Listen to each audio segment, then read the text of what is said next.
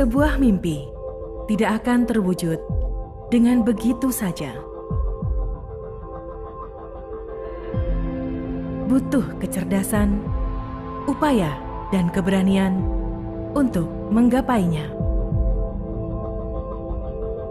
Kekayaan alam yang melimpah serta keragaman budaya di Indonesia menantang kita untuk dapat memanfaatkan, menjaga, sekaligus melestarikannya. Untuk itulah, Universitas Jenderal Sudirman hadir dengan memberikan lebih dari sekedar pendidikan, tetapi juga sebagai wadah untuk pengembangan sivitas akademika agar mampu menaklukkan tantangan dalam kehidupan. Terletak di kota Purwokerto, Universitas Jenderal Sudirman menjadi tempat yang aman dan nyaman untuk belajar.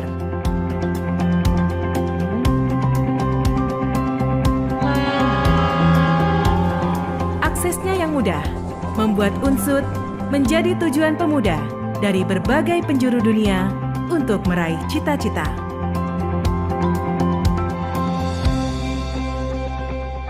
Keindahan bumi pertiwi menjadi anugerah yang menciptakan energi positif untuk pengembangan diri.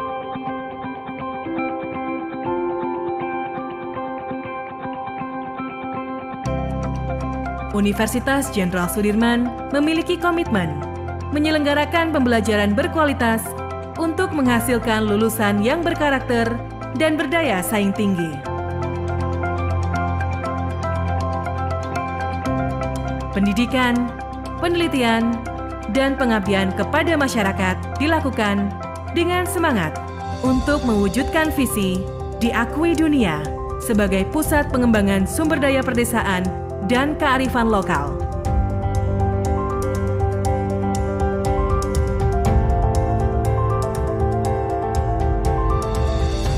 Kami percaya visi tersebut dapat diraih dengan kemitraan antara UNSUD dengan lembaga-lembaga yang memiliki harapan yang sama untuk menciptakan masa depan yang lebih baik. Didukung dengan sistem digital yang sudah terintegrasi, Universitas Jenderal Sudirman mampu memberikan pelayanan yang ramah dan cepat bagi seluruh sivitas akademika.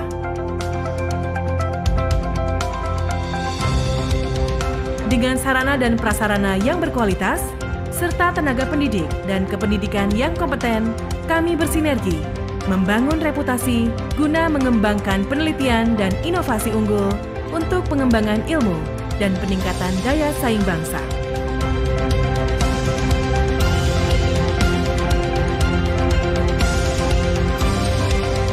Berjuang untuk menciptakan pribadi-pribadi tangguh, pemimpin masa depan. Karena kami sadar, semua orang memiliki hak yang sama, apapun latar belakangnya, untuk membangun negeri tercinta. Dan inilah kami, Universitas Jenderal Sudirman.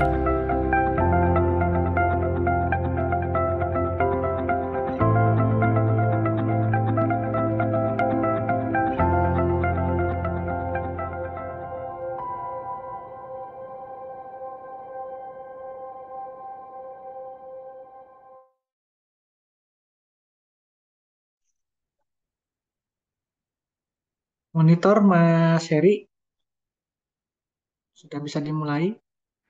Siap, sudah. Oke, terima kasih. Assalamualaikum warahmatullahi wabarakatuh. Selamat siang untuk kita semua. Bapak Ibu sekalian, pada hari ini kita akan menyelenggarakan sesi 4 atau sesi terakhir dari eh, sekolah AI ini ya, kalau bahasanya Pak Anca. Ini saya menggantikan Pak Anca karena Pak Anca dalam kondisi sedang Cek 1, 2, menguji 3. menguji eh, saya kurang tahu tesis apa disertasi. Selamat bergabung Mas Wawan. Siap, terima kasih Pak Yamin. Ini lagi ngecek sound tadi mati. Waduh, luar biasa. Oke, Mas Dandun posisi sudah di dalam ruangan. Ya, Monitor Mas sudah, Dan. Oke. sudah, Pak. Siap. Ya. Dan ya, ini sesi terakhir Bapak Ibu bersama Mas Dandun, dan mudah-mudahan pada sesi ini Mas Dandun akan memberikan nuansa yang berbeda gitu. Mas Dandun bisa memberikan insight-insight yang lebih advance mungkin untuk AI dalam konteks penelitian riset ini. Mungkin untuk mempersingkat waktu, silakan waktu dan tempat sepenuhnya di Mas Dandun. Silakan. Ya, terima kasih Pak Yamin. Saya coba share screen dulu.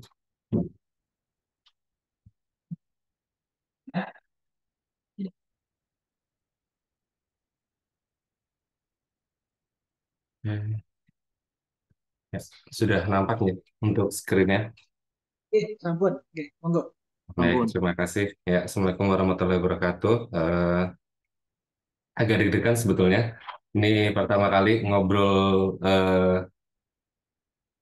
jadi pembicara gitu ya di narasumber di dosen-dosen gitu. Jadi mohon maaf kalau ada kekeliruan karena baru pertama kali. Terus kebetulan ini sesi keempat ya. Jadi bisa jadi ada beberapa hal mungkin yang sudah diperoleh di pertemuan sebelumnya atau di acara sebelumnya. Tapi harapannya mungkin ada sedikit apa ya POV berbeda kayak gitu ya. Nah, di sini saya akan menyampaikan terkait dengan AI Google untuk pembelajaran dan penelitian.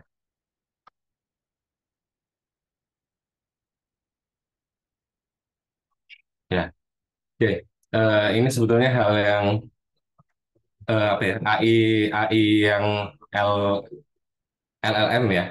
Ini sebetulnya kalau saya menganalogikan itu kayak pisau gitu ya. Jadi eh, bisa di sisi lain itu bisa merupakan alat kejahatan gitu seperti pisau, di mana dia bisa digunakan sebagai media pengancaman atau pembunuhan. Tapi kita juga nggak boleh lupa bahwa pisau itu juga alat bantu utama dalam beberapa hal gitu ya, misalnya memasak atau hal lain kayak gitu. Nah, saya rasa AI pun seperti bisa dianalogikan dengan pisau itu tadi, karena seiring dengan perkembangannya gitu ya, jadi awalnya dilarang, terus jadi bisa bisa digunakan, bahkan mungkin dari Dikti pun mengeluarkan beberapa aturan. Banyak sekali adaptasi terkait dengan penggunaan AI. Oleh karena itu mungkin karena kita beririsan langsung, jadi ada baiknya kita juga adaptasi dengan hal itu kayak gitu ya. Atau mungkin mungkin bagi teman-teman dosen yang milenial mungkin ngalamin ya bahwa kita pernah ada di transisi kalau dulu itu pas pada saat internet mulai masif gitu ya di Indonesia. Kalau nggak salah sih ingat mungkin waktu masa-masa saya SMA gitu ya, mungkin beberapa yang seumuran juga sama bahwa di situ juga mungkin sempat ada pelarangan dari guru misalnya untuk mencari artikel di Google gitu ya atau copy paste dari Google gitu kan. Tapi seiring berjalannya waktu, googling menjadi hal yang biasa buat kita lakukan kayak gitu ya. Untuk melakukan browsing atau memvalidasi sesuatu kayak gitu. Karena saya rasa AI juga kedepannya kan seperti itu. Contohnya misalnya implementasi di program kreativitas mahasiswa misalnya.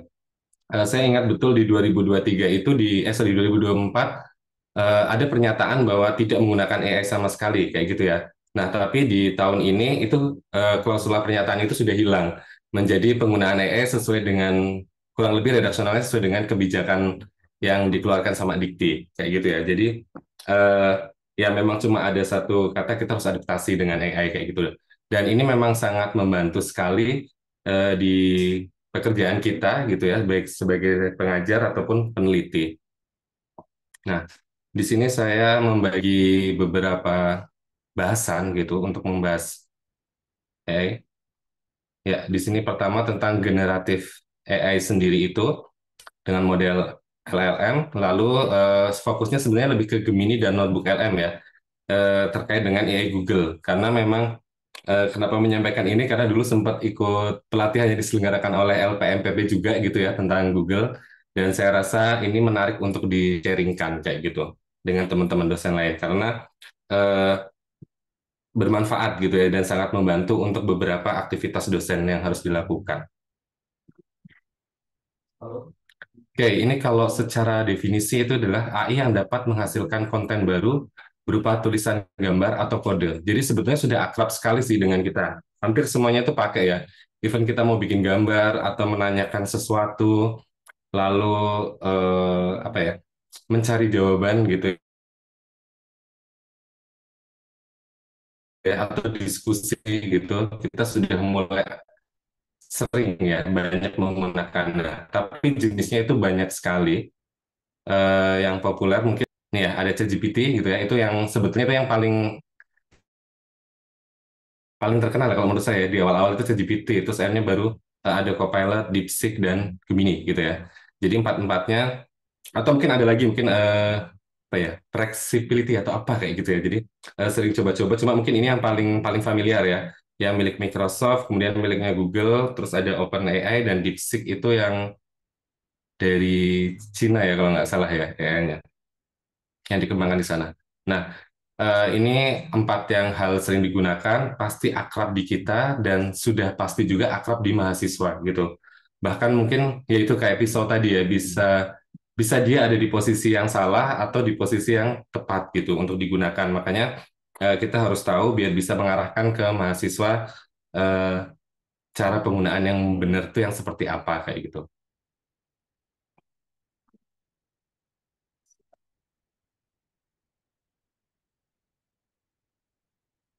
Ya, ini beberapa penggunaan ya yang bisa kita gunakan gitu ya, beberapa manfaat dari generatif AI untuk di bidang pengajaran. Yang pertama adalah membantu proses perencanaan pembelajaran.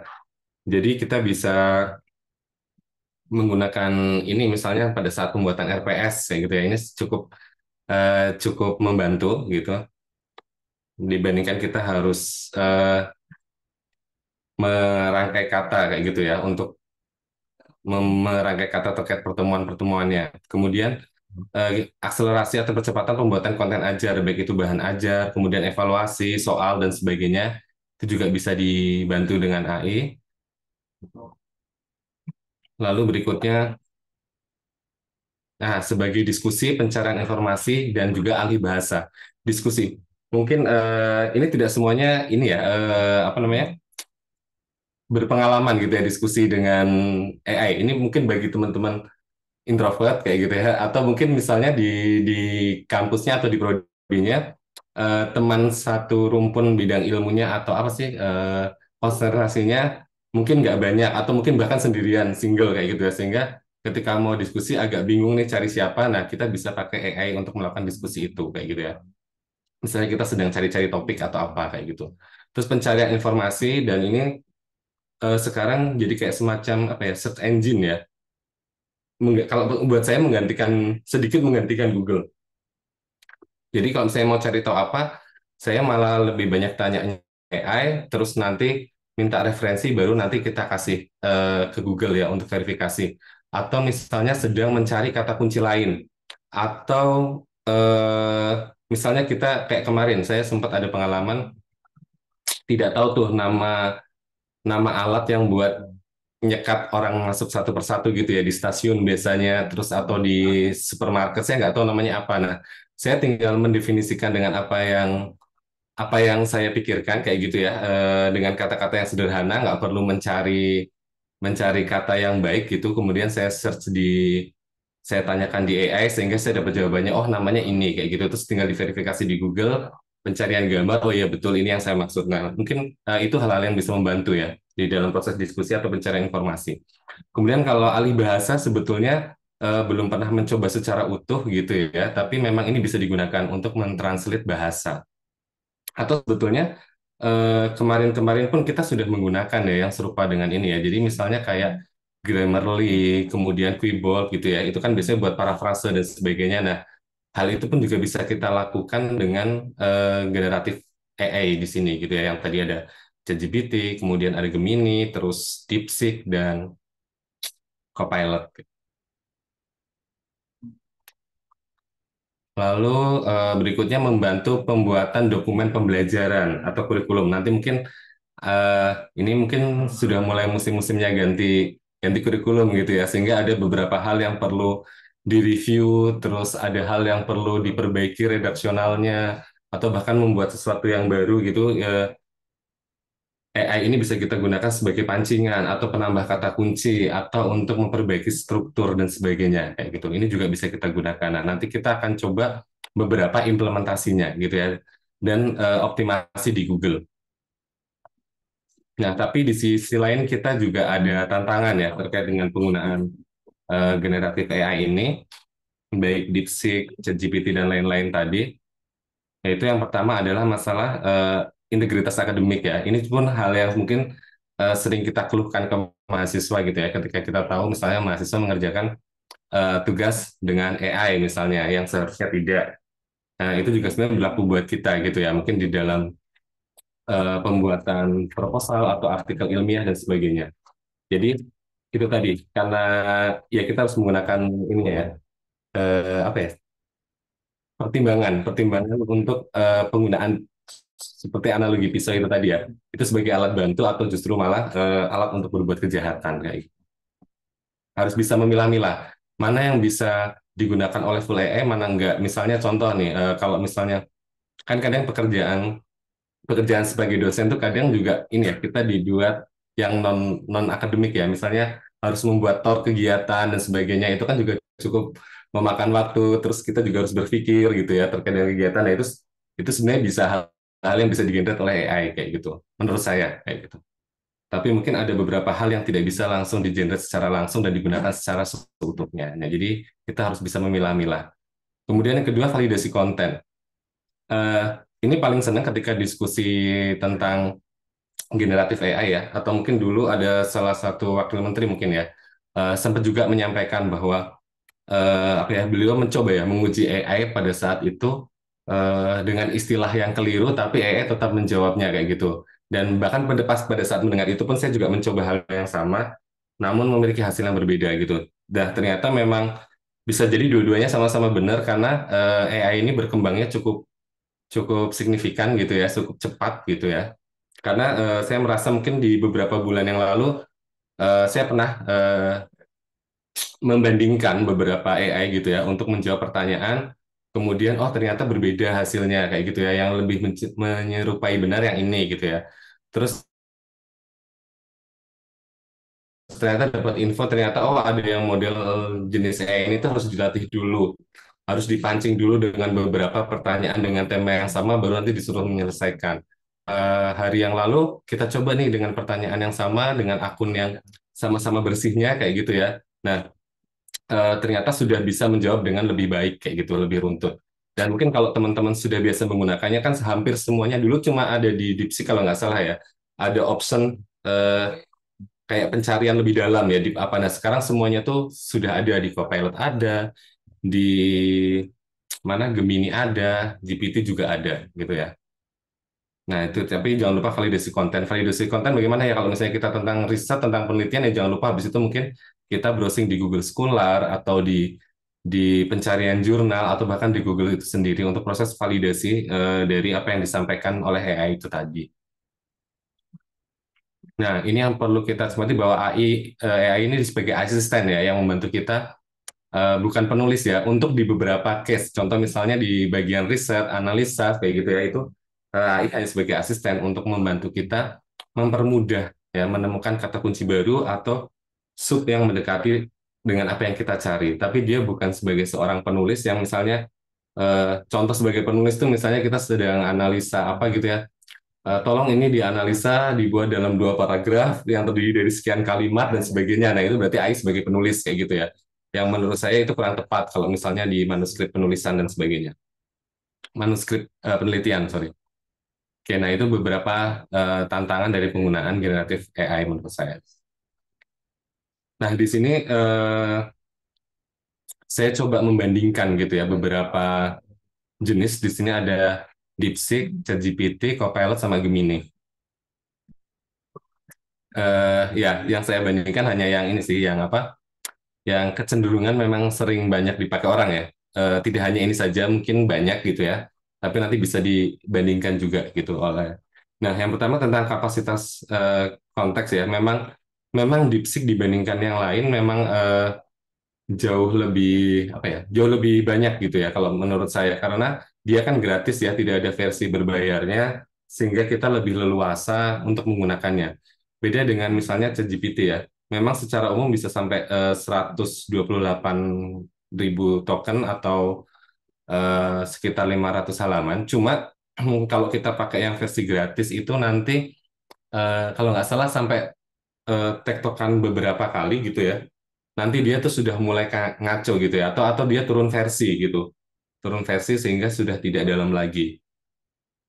Nah, kalau Copilot mungkin saya dulu awal-awal sering pakai ya, karena dulu di antara yang lain yang bisa mengenerate gambar itu Copilot ya, tapi hampir sekarang misalnya kayak ChatGPT itu udah bisa ya, bahkan kemarin yang sempat viral juga waktu pas mungkin Lebaran gitu ya, di-convert menjadi kartun, foto jadi apa kayak gitu, dan beberapa sudah mulai bisa memproduksi gambar. Kalau dulu kan cenderungnya Copilot ya, jadi jarang menggunakan, tapi di sini juga ada versi Pro-nya juga. Nah, kalau Gemini gratisnya juga sama dengan yang lain, tapi di Pro-nya itu jauh lebih maksimal gitu ya, bisa 1 juta token gitu ya. Nah, itu untuk kapasitas konteks penggunaannya. Kalau Gemini itu yang punyanya Google ya, nanti akan kita bahas sendiri. Nah, berikutnya adalah untuk jumlah dokumen yang bisa diupload. Kadang kan kita juga apa ya? Misalnya kita sedang mau merangkum atau mereview suatu dokumen gitu ya. Nah, itu kita bisa kalau untuk DeepSeek itu kita uploadnya bisa maksimal 5 dokumen. Karena dia hanya versi gratis ya tidak ada berbayarnya, jadi benar-benar hanya 5 dokumen. Ngupload lebih dari 5 dokumen itu bisa, tapi nanti kita nggak bisa enter ketikannya gitu ya, atau prompt-nya nggak bisa dijalankan. Jadi maksimal 5 dokumen. Kemudian kalau untuk ChatGPT itu yang versi gratisnya 6 dokumen, Copilot hanya 1 dokumen, nggak bisa multi. Nah, kalau Gemini itu kita bisa upload 10 dokumen. Nah, eh, di sini pun sebetulnya mereka juga bisa mereview ya, eh, mereview dari dokumen yang kita unggah gitu ya. Cuma hati-hati ya, mungkin jangan sampai kita juga misalnya ngoreksi skripsi mahasiswa kita gitu ya, mau cari jalan pintas terus kita upload, terus kita cari nanti jadinya eh, malah nggak sesuai ya. Dia nanti mahasiswa juga ya ngoreksinya jawabnya dengan AI juga, jadi AI ketemu AI gitu ya. Jadi mungkin kalau menurut saya mungkin kalau misalnya kita gunakan reviewnya tuh misalnya kita sedang nulis gitu ya, kita minta di review sehingga kita bisa menyempurnakan tulisan kita. Mungkin itu bisa kita pakai di situ di bagian riset ya, jumlah upload dokumen. Kemudian jenis dokumen yang dapat diproses hampir semuanya umumnya sama ya, sudah dicoba bisa bisa PowerPoint, Excel, PDF dan seterusnya. Gitu. Kemudian fasilitas bahasa Indonesianya sudah apa ya, sudah baik semua ya, sudah bisa memfasilitasi bahasa Indonesia, jadi tidak harus bahasa Inggris. Kayak untuk biaya, untuk DeepSeek 100% gratis, ChatGPT, Copilot, sama Gemini itu ada yang gratis, ada yang berbayar. Ya, mungkin kalau bicara tentang pengalaman penggunaan, mungkin eh, teman-teman pasti sudah banyak yang melakukan juga gitu ya, untuk pengujian ini. Oke, nah ini contoh saya ini ya melakukan hal yang sama, upload dengan beberapa dokumen, jurnal gitu ya, terus minta di review sehingga beberapa memberikan tawaran apakah mau dibuatkan proposalnya kayak gitu ya dengan tema yang sama. Ini saya coba dengan beberapa artikel saya. Nah, di sini hanya membandingkan saja untuk ChatGPT itu dia bisa pastilah menyusun proposalnya tidak dengan sistematika yang baik kayak gitu ya. Namun dia bisa menghasilkan 1.000 kata, yaitu cukup sedikit ya, karena ini dia bikinnya dari latar belakang sampai terakhir. Padahal biasanya batasan buat kita bikin sampai 1.000 kata itu baru latar belakang ya, 500 sampai 1.000 kata gitu ya. Ya, tapi setidaknya di sini ada beberapa poin-poin yang bisa dijadikan sebagai ide paragraf yang untuk bisa dikembangkan lagi ya. Atau kalau boleh bilang tuh dengan bahasa mudahnya, kita punya beberapa pancingan gitu ya. Jadi kalau ada pancingan nanti akan lebih gampang untuk mengembangkan atau kerangkanya sudah sedikit terbentuk kayak gitu. Nah, dengan prompt yang sama, dengan dokumen yang sama untuk ChatGPT. Ini saya membandingkan ada dua ya, ChatGPT dengan Gemini. Karena kalau DeepSeek dan Copilot itu tidak bisa sampai mengeluarkan dalam format Word ya atau Google Dokumen gitu ya. Nah, ini kita coba membandingkan yang dua-duanya bisa sampai ke outputnya Google Dokumen. Di sini tadi ada ChatGPT dengan 1.000 kata, kemudian di Gemini itu lebih banyak ya, sampai 5.000-an kata, dan pastinya akan lebih detail. Karena ini pakai, oh ya ini model pakai yang Flash 25 ya. Jadi kalau misalnya di Gemini itu ada 2 option, sama dengan yang lainnya. Kalau versi gratisnya itu Flash kalau versi upgrade-nya itu Pro gitu ya. Ini beberapa contoh terkait dengan itu tadi. Oke, ya kita ke sub 2 ya, yaitu terkait dengan Gemini AI. Jadi kemarin memang ide dari saya itu ingin menyampaikan yang Google ya. Kenapa Google gitu ya? Karena biar lebih optimal saja. Karena kemarin juga baru tahu waktu pas pelatihan yang diselenggarakan oleh LPMPP bahwa ternyata akun Google akademiknya kita itu sudah baik gitu ya ketika kita menggunakan misalnya, jadi gini, kalau kita pakai akun Google biasa gitu yang bukan bukan punyanya Unsur gitu ya yang akademik, eh, maka kita tuh nanti ada batasan di versi Pro-nya. Tapi kalau kita pakai yang Google-nya Unsur gitu ya, Google akademik, maka kita bisa mengakses yang Pro dengan batasan yang lebih luas kayak gitu. Jadi kan eman-eman kalau tidak dioptimalkan gitu ya. Untuk di sini ada dua, ada Gemini sama Notebook LM. Nah, nanti mungkin akan saya sampaikan satu-satu. Oke, ya ini mungkin beberapa juga sudah familiar ya dan suka pakai ini halaman depannya. Cuma ini mungkin yang saya screenshot yang eh, dari Google biasa gitu ya, bukan yang dari Google akun Unsur. Ya, ini juga sama ya, berupa generatif AI untuk melakukan berbagai tugas untuk memahami dan menghasilkan konten dalam berbagai format teks, gambar, audio, dan video. Nah, sebetulnya tampilannya sama, baik yang apa namanya, baik yang biasa ataupun yang akun Unsur ya, teman-teman. Nah, perbedaannya itu tadi ya masalah batasan di Pro-nya. Tapi kalau Flash-nya sama, yang dua kan ada dua ya Flash di bagian ini di bawah tulisan Gemini ini kan ada kayak segitiga ke bawah gitu ya. Nah, di situ ada pilihannya. Itu yang pertama. Dan perbedaan kedua mungkin gini, agak hati-hati kalau pakai yang Google Google apa ya kantor ya atau Unsur gitu ya. Jadi dia nggak bisa di-delete historicalnya. Jadi maksudnya hati-hati tuh biar misalnya kita nggak suka kalau nggak rapi ya. Jadi mungkin dimulai rapi gitu ya. Karena ini kenapa saya tampilkan yang di Google apa namanya yang bukan universitas gitu ya. Karena yang di itu akun saya nggak rapi gitu. Di sini tuh banyak historicalnya gitu. Dan itu nggak bisa di-delete. Tapi kalau yang ini bisa di-delete. Kalau yang apa namanya? Kalau yang Google biasa. Jadi kalau saya browsing itu kenapa nggak bisa di-delete itu tergantung dari pengaturan admin utamanya yang ada di kantor tersebut kayak gitu ya. Oke, ya ini sepintas tentang Gemini-nya ya. Nah ini ada beberapa perbedaan antara 2,5 flash dengan 2,5 Pro. Ya, jadi kita bisa menggunakannya apa namanya sesuai dengan kebutuhan. Yang pertama adalah ya memang kalau flash tuh berarti memang kecepatan, efisiensi dan biayanya rendah karena yang di gratis tuh bisa mengakses seluruhnya tanpa batasan. Namun kalau yang pro itu ada batasan kalau untuk yang akun gratis ya karena apa dia kualitas penalarannya lebih mendalam dan kompleksitas tugasnya lebih bisa dilakukan di situ kayak gitu. Itu perbedaannya. Jadi mungkin kita bisa pilih-pilih kalau hanya untuk eh, hal-hal yang cuma nanya-nanya doang gitu ya atau cari kata kunci kita bisa pakai Flash tapi mungkin kalau kita mau coba diskusi yang lebih dalam atau pembuatan RPS atau pancingan-pancingan di pembuatan proposal kayak gitu ya kita pakai yang Pro bahkan yang tadi sampai luarannya ada pilihannya proposal itu kita menggunakan yang Pro gitu ya. Nah, Pro ini jadi hampir sama dengan GPT ya. Jadi Pro-nya bisa dipakai oleh akun gratis, cuma ada batasannya. Tapi kalau kita pakai yang akun Unsur, itu kita bisa lebih panjang menggunakan versi Pro-nya.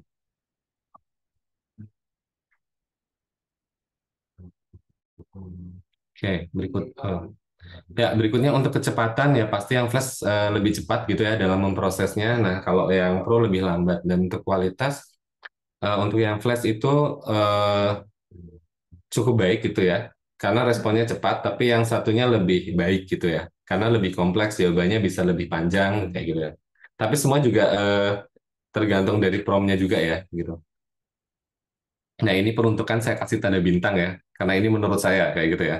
Jadi untuk yang Flash itu ya karena aplikasi real time ya bisa buat chat ringkasan cepat atau misalnya teman-teman dapat tugas tambahan untuk mengelola media sosial prodi atau apa kayak gitu ya. Nah, kadang bikin caption di apa namanya di foto atau di media iklannya kan itu kalau mau dipikirin beneran juga cukup berat ya. Misalnya bagi kita misalnya yang jurusannya nggak sesuai dengan periklanan atau apa gitu ya. Nah, kita biasanya bisa menggunakan ini kayak gitu ya untuk bikin feed-nya gitu.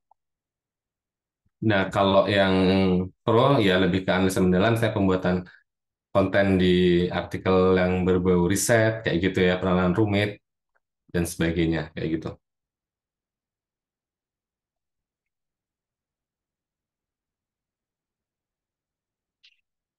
Nah, ini ada beberapa dua sebenarnya videonya nggak banyak ya. Ada dua aja di bagian sisi kiri Gemini. Yang pertama seperti yang udah biasa digunakan ya. Jadi ada percakapan baru gitu ya.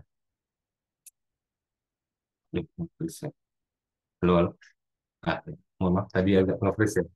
Jadi ada percakapan baru, kita tinggal mengetik prompt-nya saja. Terus yang pertama adalah jelajahi Gemini itu hanya kayak pengelompokan. Di sini ada beberapa kelompok ya, pencarian ide, konsultan karir, editor tulisan kayak gitu. Kita klik dan di situ biasanya ada kayak semacam panduan ya terkait dengan prompt-nya seperti apa. Oh iya, dan di sini juga sebetulnya ya bisa bisa sebagai editor editor dari atas apa yang kita tulis gitu ya. Misalnya kita habis bikin apa gitu ya, artikel atau apa, kita minta dia untuk mereview dulu gitu ya, untuk melengkapi gitu ya, menyempurnakan tulisannya kita.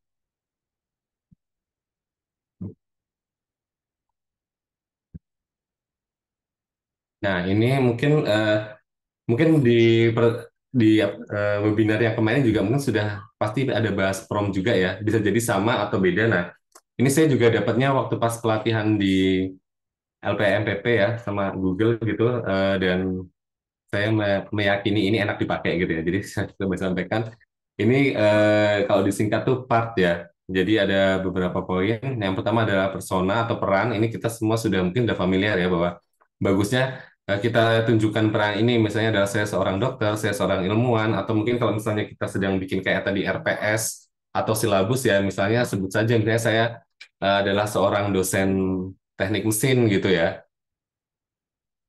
dan lain-lain gitu ya. Atau misalnya kita mau mereview laporan keuangan, saya adalah seorang apa analis keuangan dan sebagainya. Nah, itu perannya harus ada, kemudian M atau tujuan. Nah, tujuannya untuk apa promnya? Misalnya untuk dibuatkan silabus, untuk dibuatkan CPMK kayak gitu ya. Kan agak agak mikir juga ya kalau kita ada mata kuliah baru gitu terus kita harus memikirkan CPMK. Biasanya kita browsing browsing terus cari RPS di kampus lain atau sebelumnya kayak gitu ya. Nah, tapi kita bisa bikin hal yang baru menggunakan AI. Kemudian penerimanya, ini mau ditujukan untuk siapa? Misalnya kayak tadi, misalnya saya adalah seorang analis keuangan. Eh, saya akan apa ya? Misalnya nanti ngupload dokumen ya, saya akan menganalisa performa atau studi kelayakan dari laporan keuangan ini, di mana laporan ini akan diberikan kepada misalnya direktur gitu ya, atau disajikan untuk direktur perusahaan tersebut kayak gitu.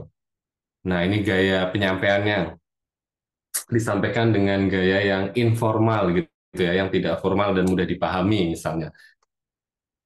Terus strukturnya apa, ada pendahuluan dan sebagainya. Ya, jadi sebetulnya kalau kuncinya di perintah prompt ini sih kalau menurut saya apa namanya? Ya seperti kita sedang memerintah ke orang lain gitu ya. Jadi semakin detail ya pasti akan semakin bagus hasilnya gitu ya. Jadi akan semakin terarah, eh, semakin jauh dari halusinasi kayak gitu ya. Akan semakin sesuai dengan apa yang kita inginkan hasilnya. Begitu.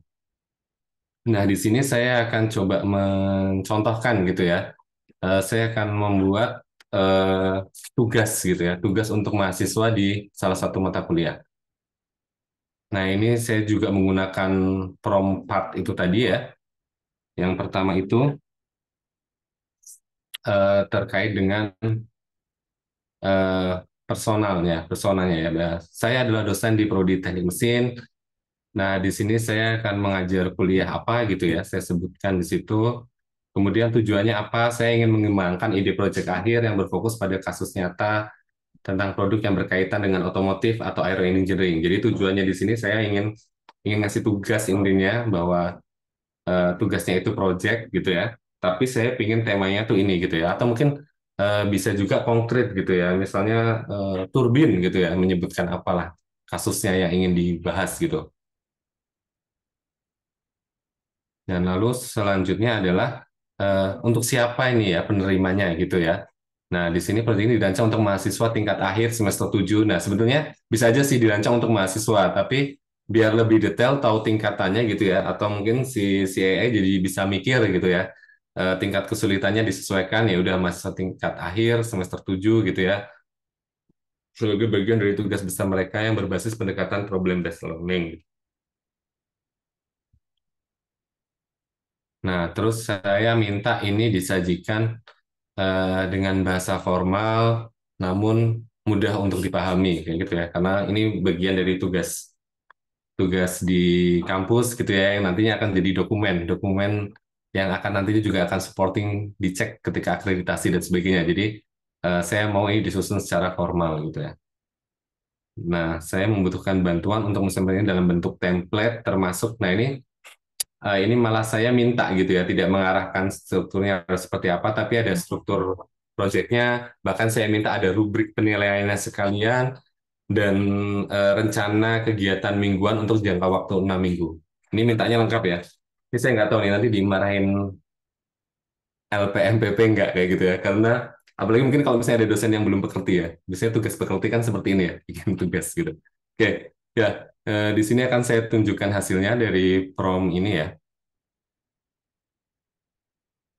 Nah, ini ya, tadi saya pindah di Gemini, dan ini kemarin saya pakai yang versi Pro-nya ya. Jadi di sini yang tadi saya ceritakan bahwa, nah, kalau di yang, ini bukan yang akun unsur ya, kalau akun unsur cuma ada dua pilihan gini. Jadi tidak ada upgrade ke Pro, karena memang sudah Pro gitu ya. Jadi di sini kita mau pakai Pro atau Flash. Nah, kemarin saya pakainya yang Pro, untuk membuat perintah tugas itu tadi. Ya, hasilnya sesuai dengan yang saya inginkan, kayak gitu ya. Jadi di sini ada judul project, terus tadi di kasusnya ada pilihannya, seperti yang tadi saya bilang ya, ada otomotif dan aero engineering. Kemudian struktur project dia bikin sistematikanya ya. Bab satu isinya apa, bab 2 secara detail, bab 3 bab 4. Nah, ini kan enak ya buat mahasiswa mengerjakan tugas, ada panduannya. Nah, kalau di RPS itu kan memang ada contoh ini ya, contoh soal dan rubrik penilaian gitu ya. Nah, di sini dibuatkan sekalian, jadi sudah ada juga eh, analisa kualitas gitu ya, kedalaman analisis dan seterusnya. Ini dia bikin rubriknya. Nah, ini pun bisa diekspor ke spreadsheet ya atau Excel ya. Ini bisa. Nah, terus di sini sudah dibuatkan rencananya juga. Misalnya kita dari ada 6 minggu atau 6 pertemuan ya, di mana pertemuan pertama bahasnya apa, aktivitasnya, terus luarannya apa, kayak gitu ya. Karena kan kalau project atau problem itu harus terukur ya per tahapannya ya. Nah, minggu kedua nanti berarti apa progresnya, ketiga dan seterusnya sampai ke 6, karena tadi saya dengan kata kunci 6 itu. Nah, sehingga kita bisa eh, eh, lebih mudah ya jadinya, maksudnya bisa sih kita mengerjakan itu sendiri ya, tapi pasti akan makan waktu lebih lama gitu ya, proses mikirnya, mencari contohnya, mencari samplingnya. Nah, kalau ini kan sudah jadi, nah kita hanya tinggal ke proses validasi saja. Oh, masih ada kata-kata yang benar, atau mungkin ada perencanaan yang oh ini kemungkinan nggak bisa dilakukan sama mahasiswa, atau mungkin karena tidak bisa dilakukannya karena mungkin ada kendala di fasilitas lab atau kendala apa kayak gitu ya. Jadi itu nanti bisa kita eh, perbaiki atau modifikasi. Tuh. Nah, itu tadi contoh untuk prom yang tugas di pengajaran gitu ya. Itu salah satunya. Nah, tadi saya sempat cerita ya waktu pas yang di pembahasan generatif AI bahwa saya mencoba eh, mengupload beberapa dokumen untuk di beberapa generatif AI gitu ya. Dokumen jurnal, terus saya minta itu dianalisa, terus habis itu saya minta eh, disusunkan ide baru gitu ya, proposal. Nah, ini yang hasil dari Gemini dengan Pro juga. Bahkan di sini dia tuh kalau sudah ini menawarkan ya, menawarkan ini bahkan sampai saya mengiyakan gitu ya tawaran dia untuk membuat infografis gitu ya. Nah, ini beberapa riwayatnya. Ya, ini saya upload dokumen tadi ya. Jadi beberapa artikel yang sudah pernah saya publish saya coba upload gitu. Terus saya, ya ini promnya memang nggak bagus ya, nggak pakai part tadi aja. Cuma bilang saya ingin melakukan penelitian gitu ya tentang turbin menggunakan CFD, buatlah tahapan riset berdasarkan artikel tersebut. Jadi maksudnya kadang kita memang mencari mencari literatur gitu ya, jurnal untuk dibacakan tahapannya seperti apa, sama nggak nih metode ini dan sebagainya. Nah, untuk menyimpulkan, jadi saya upload saja, terus saya minta, coba dong nanti merangkum ini tahapannya apa saja gitu ya, untuk meringkas saya baca gitu ya. Nah, akhirnya kalau di Gemini itu, ya dia dia menceritakan gini ya tahapannya di sini ada satu, dua, tiga. Nah, kenapa saya pakai artikel yang sudah pernah saya publish? Jadi biasanya lebih gampang validasinya ya untuk cerita bahwa oh ya berarti dia sudah dapat menerima dengan baik gitu ya, menerima dengan baik artikel itu tadi gitu ya, dan mengkonversikannya dalam jawaban gitu ya. Jadi tahapannya sesuai gitu ya. Itu setelah itu dia melakukan analisis ya, maksudnya ini kayak kayak jadi bikin sistematikanya si si riset itu gitu ya. 7 tahapan, terus dia menganalisis buat laporan. Nah, di sini dia memberikan dua pilihan. Eh, Kalau yang model begini ya, jadi dia mulai penelitian atau edit rencana gitu ya. Nah, saya klik lah mulai penelitian. Akhirnya dia meneruskan. Nah, bagian ini penelitiannya ini kalau dibuka, dia langsung ke format Google Doc ya. Yang tadi saya bilang bahwa hasilnya itu sampai 5.000 kata. Gitu, ini tinggal kita klik ya. Masih bisa nggak ya? Sebentar. Nah ya, ini ya. Nah, ini bisa diekspor ya. Ekspor ke dokumen. Jadi kalau ekspor ke dokumen tuh dia ke Google Doc. Ya, ini pendahuluan, terus peran komputasi gitu ya dan sebagainya. Nah, ini dia ambil. Ya, eh, sebenarnya bisa tanpa mengupload mengupload dokumen tadi, tapi dengan mengupload dokumen tadi jadi agak sedikit terarah. Jadi dia hanya muter-muter di situ gitu ya, di dokumen itu, di proses pembuatannya. Nah, sebetulnya ini yang saya lakukan ini kayak sebetulnya lebih ke bukan style yang AI generatif ya, tapi saya memaksakan yang dari nanti kita akan coba di Notebook LM ya, punyanya Google itu sebenarnya modelnya seperti itu, tapi saya coba alihkan ke sini gitu ya, ternyata bisa gitu ya, ke generatif AI-nya, ke Gemini-nya. Ya, dia keluar dan sebagainya. Oke, kemudian di sini buat itu yang tadi saya bilang ya, dia menawarkan bisa dibuat ke halaman web atau infografis atau ringkasan audio. Nah, tadi kebetulan kemarin itu saya milihnya infografis ya. Yang tadi pertama kali keluar ya. Bentar, sorry. Nah, ini infografisnya. Kemudian dia membuat infografis dari eh, makalah yang tadi di-upload. Ya, jadi sudah meringankan ya, cukup meringankan. Mungkin ini nanti bisa bisa kita gunakan ya ketika misalnya mau conference tapi poster gitu ya. Jadi kita bisa mengupload tulisan kita, terus kita coba dia convert. Cuma kalau langsung ke poster, ini pengalaman waktu di tugas mahasiswa, jadi ketahuan mereka pakai AI ya. GPT itu kadang dia mengkonversi gambarnya tidak baik sehingga banyak typo gitu ya. Tipenya cukup parah gitu. Jadi ketahuan. Tapi kalau yang di Gemini ini tadi, dia kan bukan format gambar ya infografisnya, jadi lebih lebih bisa mentransfer dengan baik, mengkonversi dengan baik.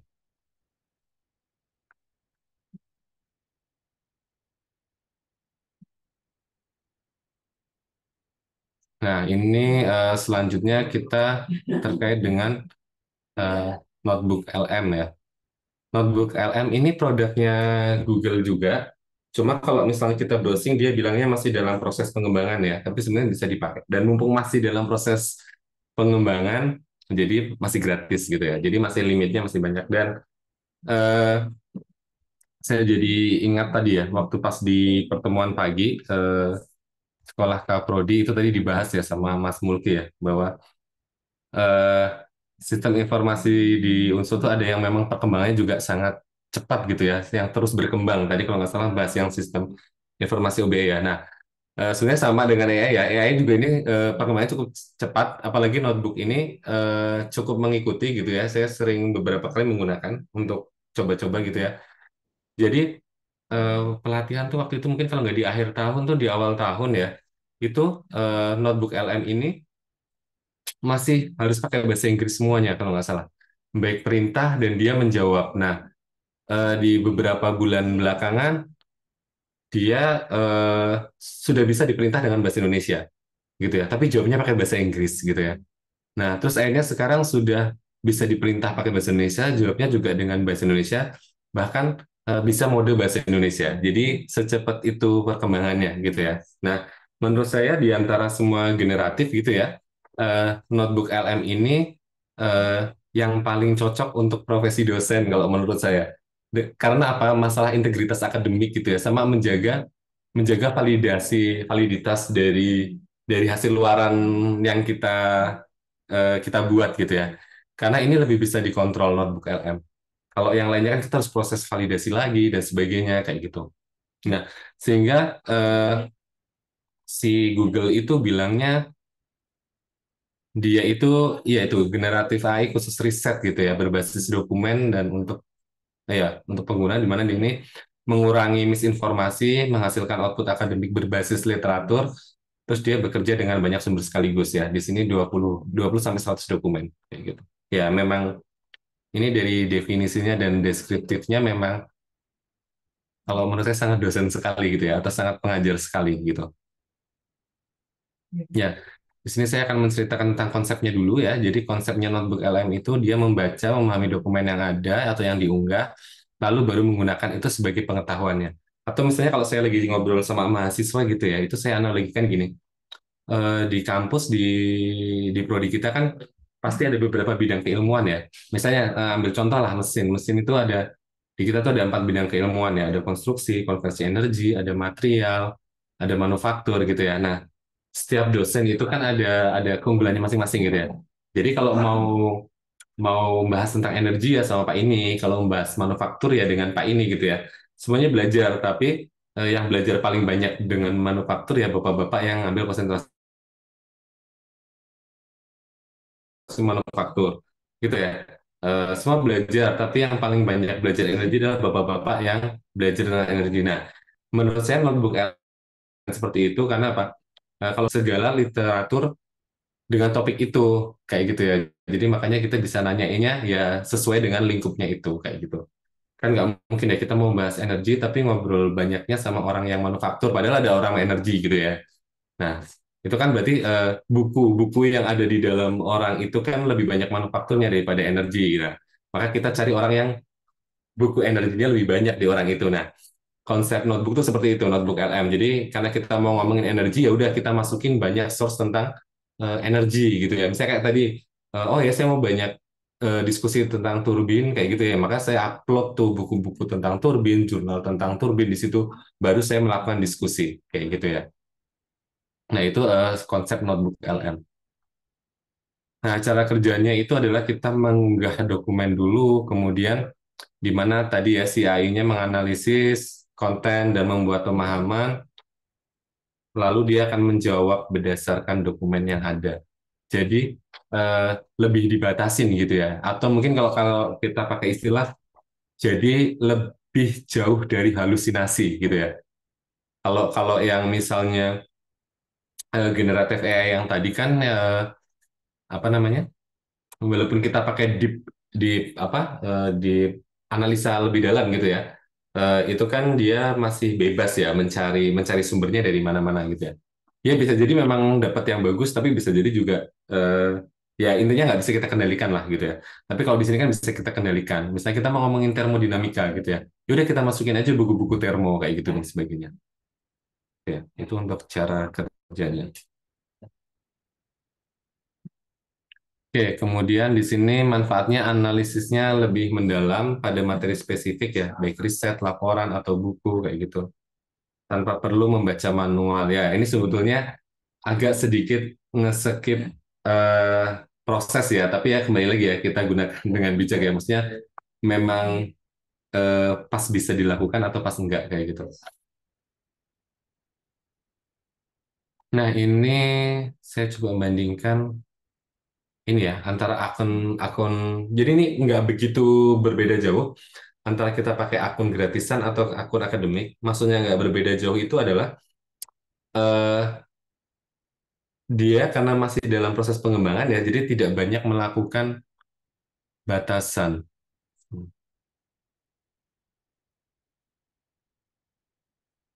Oke, dia tidak banyak melakukan batasan gitu ya. Batasannya nggak sempit gitu ya. Nah, di sini pun dan saya pun juga belum tahu ya, maksudnya batasan yang di akunnya eh, apa namanya? Unsur itu akan lebih banyaknya seberapa karena buat menempuh batas yang versi gratisnya pun sudah susah gitu ya. Contoh misalnya jumlah notebook itu adalah kita bisa bikin tema-tema gitu ya, dia sampai 100 notebook per pengguna. Nah, itu kan susah tuh ya kalau saya mau membuktikan itu ya. Berarti kan pakai yang gratis itu udah gampang karena kadang kita kalau udah selesai di delete gitu ya atau mungkin bisa kayaknya nggak nyampe 100 gitu ya sejauh ini saya pakai juga. Jadi saya belum bisa membuktikan kalau yang versinya Unsut itu bisa lebih banyak laginya seberapa gitu. Karena 100 sudah banyak. Kemudian sumber per notebook ya hingga 50 sumber gitu ya. Atau 5.000 kata, 500.000 kata atau 200 megabyte ya. Itu dalam satu notebook. Jadi notebook itu tema misalnya ya, boleh saya bilang tema misalnya kita mau bahas tentang tema turbin, kita sebutlah notebook itu turbin. Nah, kita bisa masukkan sumber itu sehingga sampai 50 artikel gitu ya.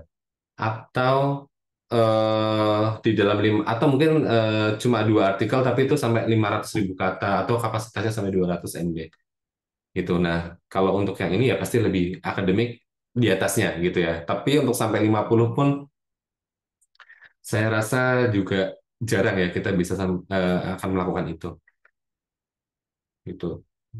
Terus oh sorry itu sumber per notebook. Nah, ukuran sumbernya itu 500 sampai 200 MB. Nah, query chat hariannya juga hingga 50 gitu ya per hari per notebook. Kemudian nah dia bisa generate audio. Ini kalau yang biasa itu tiga ya, tiga hasil per ini ya, per notebook ya dalam satu hari. Ya, ini saya sudah sempat coba. Jadi yang artikel tadi yang saya pakai di Gemini gitu ya, saya coba upload, saya coba jadi nanti hasilnya itu kayak podcast. Jadi 2 orang bercerita gitu ya, bercerita diskusi terkait dengan topik itu. Ya memang kalau yang versi audio itu masih masih kalau menurut saya masih sederhana sih, tapi cukup lah. Misalnya kalau kita mau bikin konten suara gitu menurut saya sudah cukup gitu ya. Karena bisa jadi itu kemarin saya menemukan kekurangannya karena artikelnya bahasa Inggris, kemudian kalau yang ini pembicaranya pakai bahasa Indonesia kayak gitu. Mungkin itu kan bisa jadi masalah juga ya. Oke.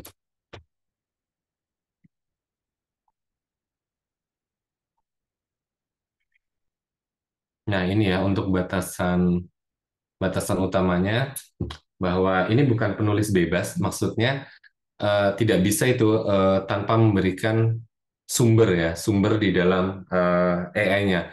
Beda cerita dengan misalnya kayak tadi ya, ChatGPT kita bisa langsung gitu kan. Misalnya nyuruh dia ngapain, terus atau di Gemini pun juga bisa nyuruh dia ngapain tanpa kita upload sumber. Nah, kalau notebook LM tuh nggak bisa ya, jadi kita memang harus ya memang harus mengupload sumber dulu gitu ya, baru nanti bisa kita tanya-tanyain, karena memang memang membatasi gitu ya.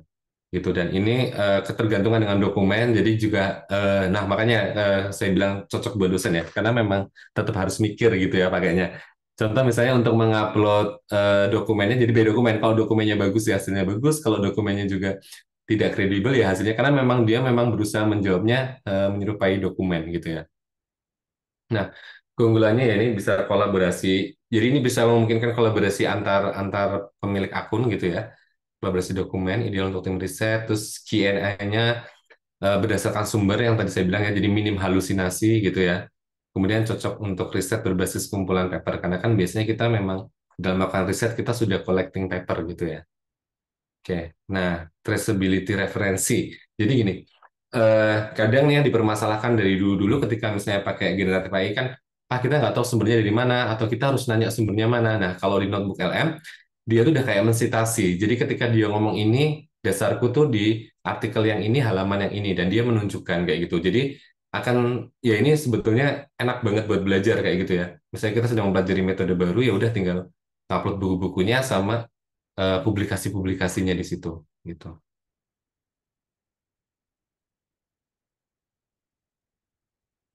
Sebentar ya. Wah, ini sudah ke contoh gitu ya. Nah, ini saya buka. Nah, sebetulnya gini ya. Nah, tampilannya itu seperti ini ya, baik yang versi gratis atau yang namanya Notebook LM ya di Google. Nah, tadi yang disebut notebook sampai berapa 100 ini loh, ini notebook. Jadi setiap kita plus itu bikin sesuatu yang baru gitu ya. Gitu. Nah, ini saya sudah buat dua contoh, misalnya ini yang belum ya. Nah, ini tinggal diambil plus. Nah, ini jadilah notebook baru, terus kita nanti baru upload dokumennya. Nah, uploadnya juga bisa di sini. Nah, nanti dia akan bacalah itu si dokumennya ya. Nanti kita tinggal nanya apa. Oke. Nah, kita coba tadi yang tadi apa ya? Saya lupa. Penelitian dulu ya. Oh iya, penelitian. Nah, ini misalnya yang penelitian ya. Oke. Penelitian itu saya pakainya yang tadi ya, Savonius ya. Nah, di sini saya cuma mengupload 1, 2, 3, 4, 5. Kayaknya 8 ya. Hanya 8. Tapi batasnya tadi bisa 20 atau 50 kayak gitu ya. Itu bisa diupload. Saya coba 8. Nah, ketika baru upload, dia sudah bikin ringkasan. Gitu ya. Nah, di sini apa saja sih yang saya lakukan? Nah, ini mempermudah kita gitu ya untuk beberapa hal. Yang pertama, oh ya, nanti kalau misalnya kita habis bikin prompt gitu ya, nanti simpan ke catatan, nanti bisa tersimpan di sini. Nah, misalnya ini ya, optimasi turbin gitu ya. Nah, dia akan bahas ringkasan eksekutif, konteksnya dan sebagainya. Dia akan sebutkan di sini. Atau misalnya ini deh, eh, kita minta tadi ya, pokoknya kita bisa menanyakan apa, nanti dia akan menjawabnya berdasarkan itu. Terus misalnya kita mau bikin apa ya, SOTA gitu ya, state of the art gitu ya. Ini mungkin agak tricky juga ya, tapi nggak apa-apa lah ya gitu. Nanti bisa disaring sendiri gitu ya. Nah, saya minta dibuatkan kolom gitu ya, perbandingan metode penelitian gitu ya. Saya minta misalnya ada penulis metode kekuatan dan kelemahan untuk masing-masing artikel ya. Ya, ini karena artikelnya saya jadi Prabowo Putra semua gitu ya.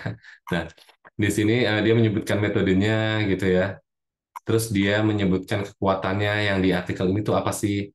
Dia sebutkan, terus kelemahannya apa. Nah, di sini kita teman-teman lihat ya, di sini ada atas 1, 2 gitu ya. Nah, ini adalah rujukannya dia. Dia yang rujuknya tuh dari yang mana, kayak gitu. Oke. Nah,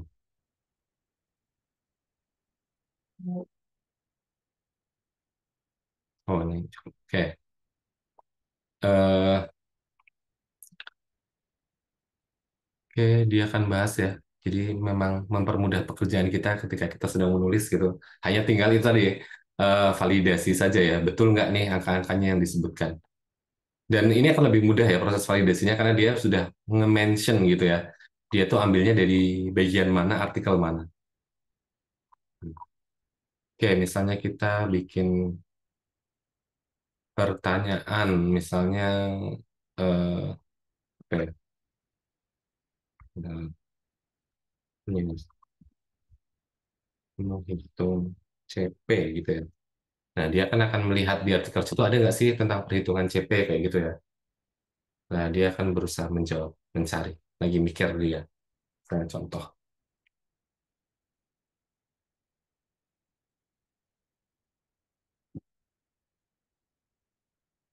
Nah, ini dia sebutkan kan, dia nemu gitu ya. Ya, dia menceritakan gitu ya, rumus umum. Nah, yang ini tuh sumbernya dari dia sebutin. Nah, ini gitu ya. Gitu. Jadi dia ada sitas-sitasnya, torsi turbin gitu ya, swab area. Dia ngambil dapat nemunya dari artikel yang mana. Terus kan memang ini ya, nih ada yang versi CP hitungan seperti ini, ada yang versi CP hitungan ini nanti dia dapatnya dari mana dengan definisi. Nah, jadi ini memang sangat gampang di tracking gitu ya, karena memang kita sudah membatasi artikelnya. Dan saya rasa sih cukup ya 50 gitu ya. Kalau misalnya oh nggak bisa, saya nggak bisa kalau nulis tuh citasnya cuma 50 gitu ya. Minimal 150 artikel gitu ya. Ya udah bikin aja tiga gitu ya. Tiga notebook 50 misalnya. Kayak gitu. Tapi ya cukup cukup keren sih kalau sampai 150 ya. Mungkin bikin literatur review. Oke. Ya, ini tadi contoh untuk di penelitian gitu ya. Supporting di penelitian kita. Nah, ini bisa juga sebetulnya eh, untuk dari proses di melengkapi kurikulum gitu ya, atau kita sedang bikin RPS atau bikin apa ya.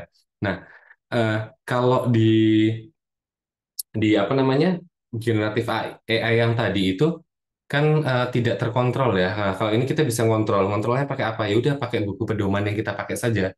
Contoh misalnya bisa lebih dari satu ya. Misalnya termodinamika, termodinamika tuh kalau di mesin itu kitabnya ada dua ya, ada Cengel sama Moran misalnya gitu ya. Nah ya kita upload aja bukunya gitu ya, bukunya PDF-nya si Cengel sama si Moran gitu ya. Nah terus di sini tuh promnya itu ya ini kalau satu buku, oh oh nggak saya simpan ya sebentar, sebentar. Oh saya simpan. Nah ini dia sudah bikin definisi gitu ya. Hasil AI dia bikin rangkuman sendiri. Ini yang pertama. Yang kedua adalah saya minta bisa diluasin ya.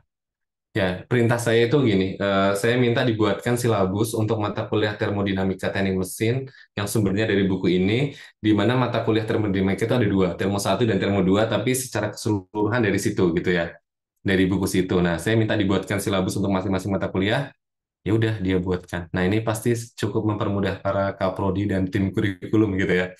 Eh, Tinggal sumbernya apa, nanti tinggal dikoreksi. Nah, dia udah minta ya kode mata kuliah, kemudian semester, dosen pengampu, deskripsi mata kuliah dia buat. Nah, ini pun dia kasih citasi ya. Maksudnya kalau kita mau proses validasi, ini kamu ngomong-ngomong kayak gini tuh dari mana kayak gitu kan ya. Nah, nanti kita bisa ngecek di situ gitu ya. Itu cakupan topik dan sebagainya. Dan seterusnya dia bikin sampai 14 pertemuan gitu ya. Nah, ini untuk yang termo 2-nya seperti ini. Ya, itu tadi, tapi nanti kembali lagi ke promnya ya. Maksudnya semakin bagus dan detail prompt kita ya pasti hasilnya sesuai dengan semakin sesuai dengan yang kita inginkan. Nah, itu habis bikin silabus. Oke, selanjutnya misalnya kita buat minta kan habis bikin silabus nih. Terus saya minta dibuatkan CPMK-nya. Nah, di sini saya ya CPMK dan kalau nggak salah saya juga udah minta bahwa di masing-masing mata kuliah termo itu saya minta ada 4 CPMK. Nah, gitu ya. Ada definisi singkat, kemudian CPMK-nya tersusun gitu ya. Oh ya, ini juga saya kalau nggak salah minta sama subnya sekalian. Nah, ini sangat memudahkan ya membuat untuk membuat RPS. Sebenarnya bisa detail. Saya kemarin sempat nyoba, misalnya, oh ini sudah saya di prompt saya itu kalau nggak salah, saya juga minta dengan taksonomi Bloom kayak gitu ya, gitu. Ya pokoknya iseng-iseng aja lah saya tambahin gitu ya. Akhirnya dia ya menyesuaikan gitu kan, gitu. Jadi sangat memudahkan. Ya ini sub CPMK dan sebagainya. Struktur silabus ya. Oke. Terus saya lanjutkan lagi itu kalau nggak salah di termonya. Oh ya. Nah, membuat soal ya. Saya membuat soal untuk evaluasi gitu ya. Tapi sumbernya dari buku ini gitu. Untuk evaluasi kalau nggak salah CPMK 1, saya sebutkan CPMK 1 dan CPMK 2 ya. Nah, ya udah dia buat yang kan CPMK yang dievaluasi ini ada petunjuk umum gitu ya. Nah, ini soalnya gitu dia sebutkan. Yes. Nah, ini evaluasi CPMK 1. Terus dia ambil di mana? Evaluasi CPMK 1 dan 2 dan sebagainya. Ya, jadi sangat memudahkan ya. Nah, ini saya juga minta rubrik penilaian, cuma kan memang ini kayaknya nggak tepat ya prompt saya, jadinya dia cuma ada kriteria penilaian, beberapa persen. Ya, mungkin kalau promptnya bisa dilengkapi, bisa dilakukan lagi. Gitu ya. Nah, ini ada satu yang baru saya lakukan tadi gitu ya, gara-gara tadi waktu pas kegiatan sekolah Kaprodi tadi ada yang menarik yang disampaikan sama Mas Mulki gitu ya, bahwa eh, di dalam proses akreditasi itu kan ada beberapa hal yang harus dianalisa. Nah, itu sebenarnya bisa dilempar ke, kalau tadi contohnya di AI generatif ya, sehingga keluarlah hasil analisa gitu ya. Dan saya juga pernah melakukan waktu itu mau presentasi ke teman-teman terkait dengan Instagram Prodi gitu ya.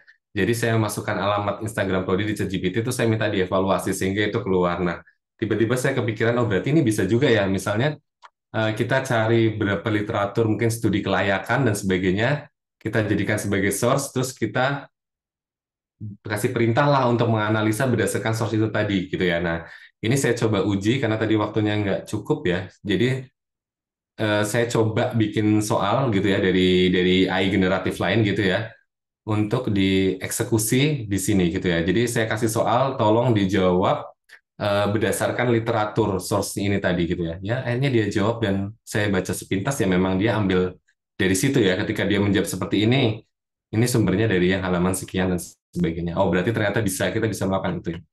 Jadi akan mempermudah kita dalam mereview banyak hal gitu ya dalam pekerjaan kita di sini sebagai dosen baik melalui di bidang penelitian maupun bidang pengajaran. Oke, ya mungkin itu ya pemaparan singkat dari saya. Itu mungkin saya kembalikan ke moderator mungkin ya untuk sesi tanya jawab atau mungkin langsung. Mungkin mau ada yang sharing atau gimana? Ya. Oke. Oke. Terima kasih Mas Dandun. Penyampaiannya sungguh luar biasa ya, memberikan insight baru buat kita semua. Bagi Bapak Ibu yang ingin meluangkan waktunya untuk bertanya, saya persilahkan. Jika ingin bertanya juga boleh raise hand atau menuliskan pertanyaannya di kolom komentar. Saya persilahkan. Sembari menunggu pertanyaan, Mas Dandun, saya izin bertanya ini. Saya yang ini. Tadi Ya. menarik tentang AI generatif ya. Memang kuncinya itu kan di prompt ya. Kita nih sekarang malah katanya sekolah prompt atau prompt itu sudah banyak jadi bisnis ya, ladang bisnis Ya. bagi AI generatif itu. Apakah uh, Mas Dandun punya punya tips trik ya generatif apa namanya membuat prompt melalui kalau tidak salah ada beberapa web-web yang memang dikhususkan ya untuk membuat prompt ya yang bisa terutama di dunia dosen gitu. Ada nggak Mas? Ya, kalau saya sih ini ya itu tadi karena berbekal dari yang waktu itu pelatihan ya. Jadi yang part tadi itu yang utama gitu ya. Tapi kalau saya konsepnya gini, prompt itu kan perintah ya. Jadi kalau semakin detail perintahnya, semakin kita ngasih batasan ya pasti akan lebih sesuai dengan keinginan kita kayak gitu. Itu aja sih. Jadi coba-coba itu aja. Jadi anu ya terus trial and error ya. Ini Iya. yang dari Ibu Aulidia Hmm. Nurul Habib. Izin bertanya untuk gambar atau foto apakah bisa diunggah ke notebook LM terkait interpretasi hasil penelitian? Silakan Mas. Oke.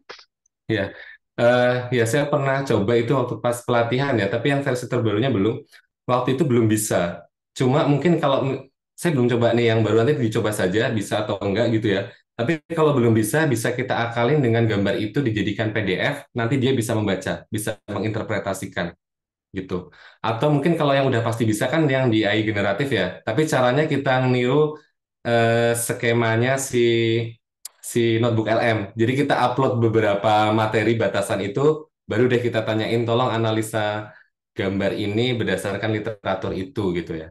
Jadi itu bisa sih, bisa dilakukan seperti itu. Coba, cuma nanti divalidasi lagi. Ya, Prinsipnya bisa ya untuk gambar iya, ya. iya, Kecuali OCK kalau tidak salah ya memang agak pecah itu susah katanya. Di iya. notebook. Oke. Monggo Bapak Ibu yang lain dipersilakan jika ada pertanyaan selanjutnya. Kalau untuk data Excel gimana Mas Dandun? Saya belum pernah nyoba ya, cuma mungkin itu tadi ya, kalau memang pokoknya kemarin sih kalau misalnya nggak bisa kita akalin aja kita jadiin PDF aja kayak gitu ya. Kita jadiin PDF nanti bisa ini. Bahkan itu kalau di AI generatif ya, misalnya kita kalau yang belajar di modeling ya, saya pernah iseng pakai ChatGPT sama DeepSeek. Saya kasih perintah mereka suruh memodelkan konveksi alami gitu ya, dua dimensi. Saya kasih beberapa kondisi batas, tolong di running gitu ya, tolong dihasilkan gambarnya seperti apa. Ya, dia bisa walaupun mungkin kadang kurang tepat gitu ya, tapi ternyata sudah secanggih itu kayak gitu ya. Jadi bisa buat eh, apa ya, validasi kita ya, kalau pas kita lagi riset kayak gitu. Gitu sih. Mungkin itu yang misalnya. Oke, Jadi mungkin ada. Mas Dandun itu ya. mau Oh, Nje. nanya, Oh, Mas, Nje. di Gemini itu kan ada yang game itu kan. Jangan pernah ngoprek gak yang game kan itu kan kayaknya kita bisa apa namanya bikin semacam Iya, kayak custom GPT itu loh. Itu iya. pernah nyobain nggak, Mas? Iya, Yang saya games di Gemini. dua yang tadi kan ada game ya. Jadi di situ ada yang tentang karir dan apa gitu ya, pengelompokan-pengelompokan itu. Ya, itu sebetulnya secara prinsip sih penggunaannya sama ya, cuma dia lebih kayak ada saran-saran promnya juga apa ya waktu pas kita baru klik. Saya baru pakai beberapa kali sih gitu. Cuma memang lebih lebih seringnya itu tadi Notebook LM sama Gemini biasa yang Pro. Ya. Itu biasanya kalau diklik, saya tadi sempat nyoba itu dia ada beberapa saran prompt biasanya. Dan itu memang dikelompokkan nanti di sisi sisi kirinya jadi lebih rapi ya. Tapi kalau secara kerjanya sama sih hasil yang di ini gitu Pak. Mungkin nanti bisa dieksplor lagi. Itu mungkin ada yang raise hand apa ya? Ada yang reset. Ada Mas Oh Yamin. ya, oh, ya. Teh, mangga, mangga. Iya. Ya, terima kasih. Mas Dandun, apa Iya. kabar? Baik. Mohon maaf ini izin off cam G.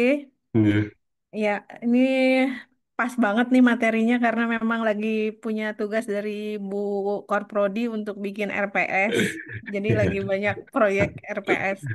Baik. Mas, tadi Gimana, kan Bu? yang di notebook LM ya, bisa Hmm. nggak kalau misalnya kita kasih, tadi kan udah bikin tuh ya si RPS-nya isinya ini. Hmm. Terus bisa nggak kita misalnya kasih dia template ya, template yang unsur itu loh, yang RPS unsur itu. Oh Ini iya. loh template-nya, terus kamu masukin di sini. Oh gitu. Makin malas aja ya. Tapi Iya. maksudnya bisa nggak kayak gitu? Pernah coba nggak? Makasih. Iya. Itu sebenarnya ada solusi dari LPMPP, Bu. Jadi ngisinya itu di sistem informasi OBE gitu ya. Nanti tinggal dikopas-kopas di situ. Oh gitu ya. Gitu. Ya. Sebenarnya kalau masukin ke template nggak bisa sih.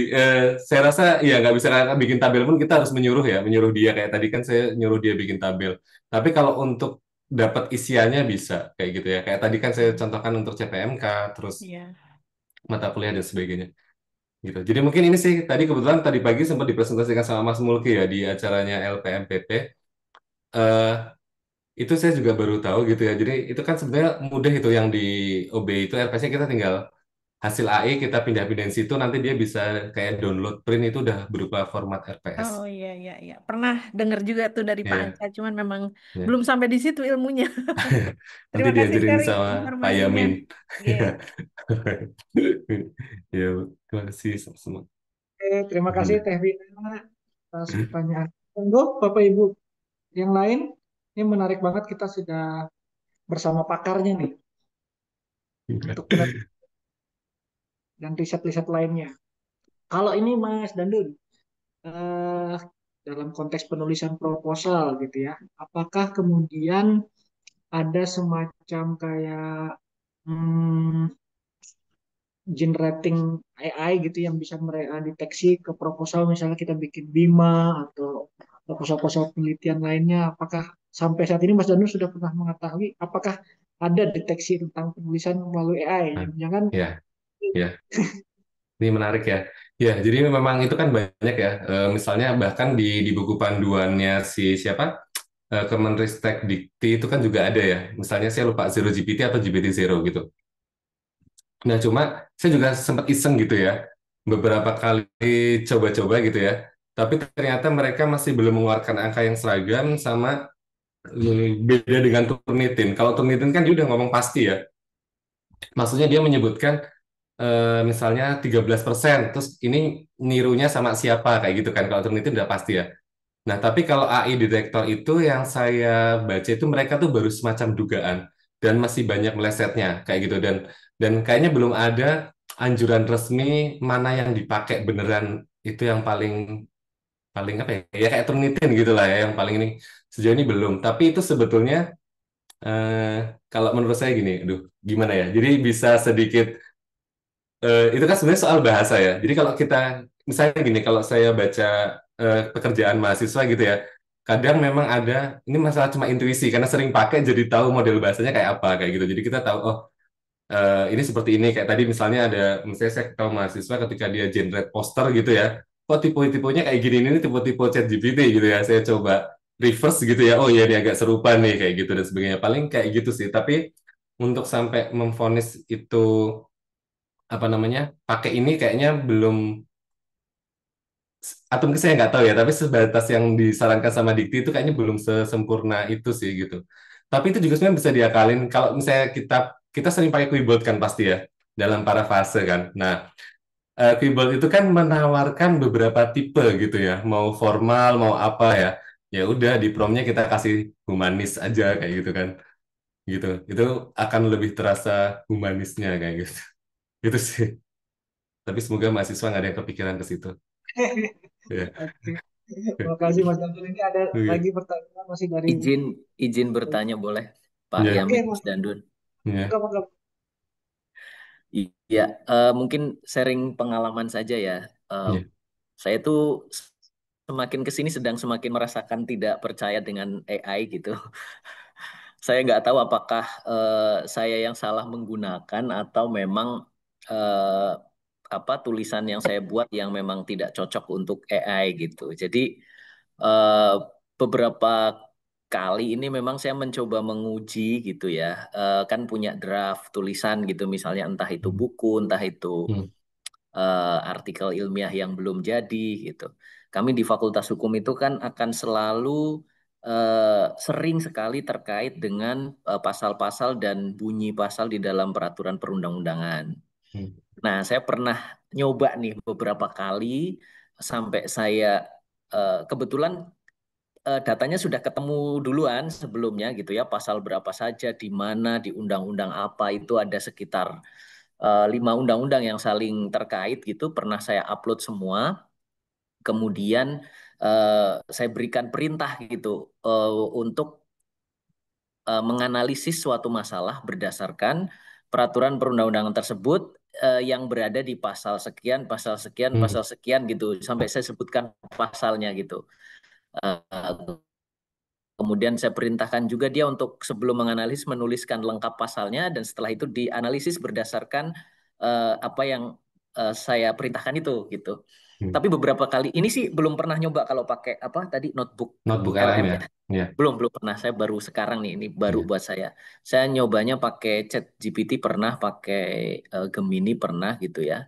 Ternyata mereka itu ternyata AI ini selalu salah menyebutkan pasalnya gitu, nggak pernah bener. Ya. eh Sudah saya tunjukkan padahal gitu ya pasalnya ini, terus yang di undang-undang ini pasal sekian gitu, disuruh ngutip itu nggak bisa gitu. Saya nggak tahu apakah memang harus perintah dengan bahasa Inggris gitu ya biar pas gitu, atau memang apa, saya ini sih pengalamannya gitu aja sih. Jadi Ya. semakin ke sini semakin agak ragu-ragu pakai AI gitu. Baik. Ya. Mungkin di proses validasinya ya, jadinya malah jadi nggak valid gitu ya hasil dari Iya, validasinya. Ya. Ya, itu mungkin kalau menurut saya sih bisa aja terjadi ya, bisa dari sumber, bisa dari perintah kayak gitu ya. Itu memang memungkinkan. Bahkan mungkin analisa yang salah juga mungkin ya. Jadi kemarin saya coba misalnya antara saya cuma pengen tahu seberapa jauh sih DeepSeek gitu ya. Karena menurut saya tuh di antara semua AI mungkin di bidang keteknikan, saya merasa DeepSeek itu yang hasilnya itu paling paling apa ya, paling peneliti kayak gitu ya menurut saya. Nah, kemarin saya coba pun DeepSeek itu punya jawaban yang salah. Tapi karena kita pakai yang fungsi deep itu, jadinya dia kan selalu memberikan alasan semuanya ya. Nah, kemudian saya coba sanggah dengan alasan yang dia sebutkan gitu ya. Saya beri jawaban yang benar, karena kan dia akhirnya dia merubah. Dia bilang, oh ya berarti saya melakukan salah analisa dan sebagainya gitu. Jadi mungkin kalau menemukan salah ya kita coba bikin percakapan saja gitu ya. Cuma memang kalau memang konsepnya ya memang yang AI generatif yang tadi itu kan memang konsepnya memang bukan bukan upload terus ditanyain berdasarkan itu ya. Jadi dia masih ada Mm-mm. keleluasaan untuk mencari sumber lain gitu ya. Jadi mungkin itu bisa jadi miss-nya di situ juga. Nah, makanya itu tadi saya bilang bahwa itu juga bisa dicoba, tapi mungkin memang kalau sejauh ini pengalaman pakai notebook LM, dia mensitasinya dengan cukup baik gitu ya. Tapi ya nggak tahu kalau misalnya di bidang hukum akan sama atau enggak tahu, tapi mungkin bisa dicoba aja. Ya, Ya itu ya makanya nanti kita dicoba memang dulu. kita harus validasi memang betul, harus validasi. Apalagi waktu pas di awal-awal itu kan masih banyak beberapa yang kurang tepat ya. Saya pernah misalnya eh, ada ChatGPT waktu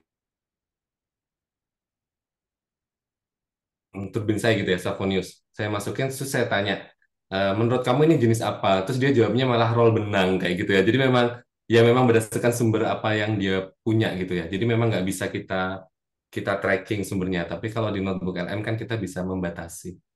Mungkin itu sih, Pak. Jadi beralih ke notebook LM.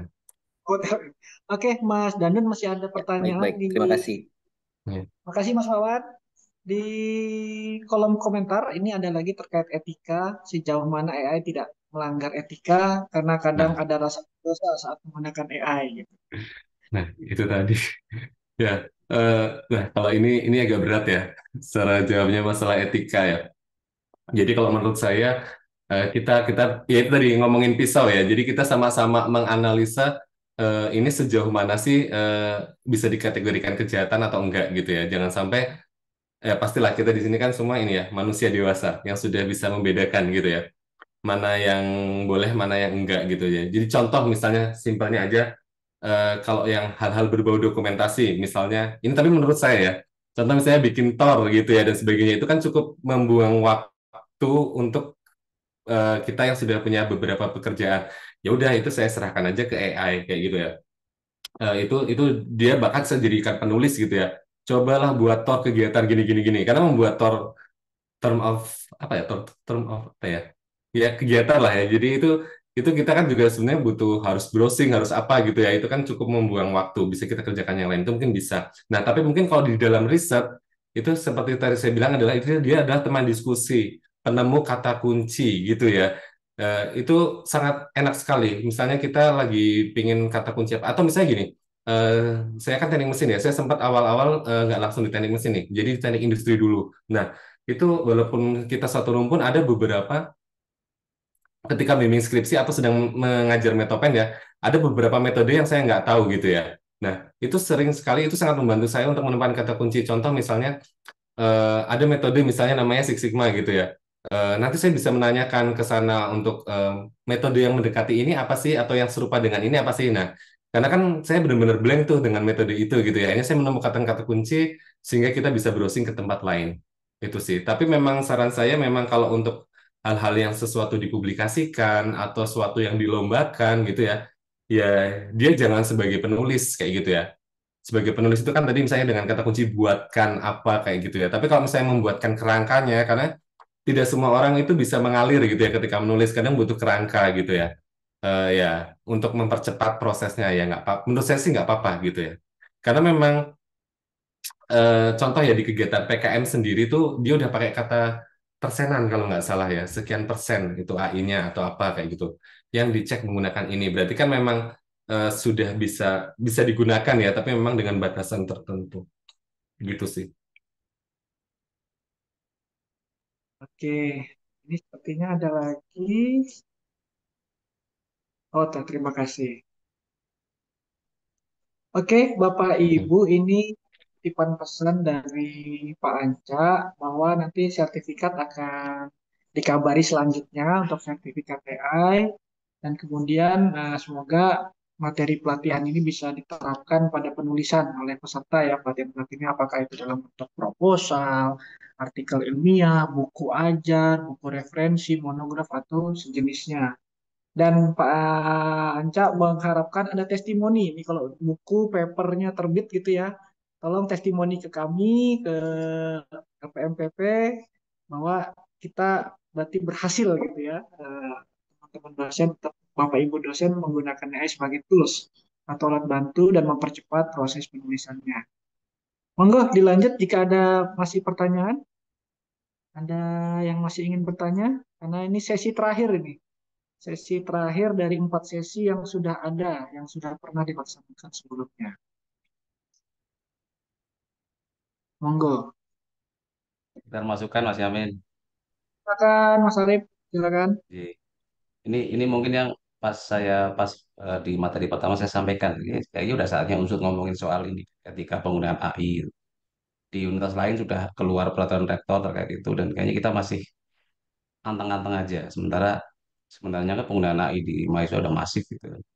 Dosen juga sudah mulai tinggal ya ini kan penting banget nih untuk dibahas mungkin di Mas Amin di LPMPP itu yang memulai untuk diskusi soal ini etika. Jadi mahasiswa juga punya panduan sendiri selain panduan dari mana dari Dikti gitu kan. Jadi di Unsur sendiri sudah ada panduannya seperti itu. Itu aja dari saya.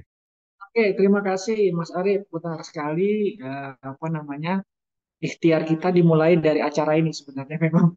Di acaranya memang kita ingin memperkenalkan AI karena betul seperti yang dikatakan Mas Arif, Unsur sepertinya belum belum ramah gitu ya dengan AI, sementara perkembangan AI begitu cepat ya. Nah, jadi ini saatnya kita memulai ikhtiar kita memperkenalkan ini supaya dosen juga nggak kaget, mahasiswa sudah sangat masif menggunakan AI, dosen-dosen muda bahkan sudah sangat familiar gitu ya.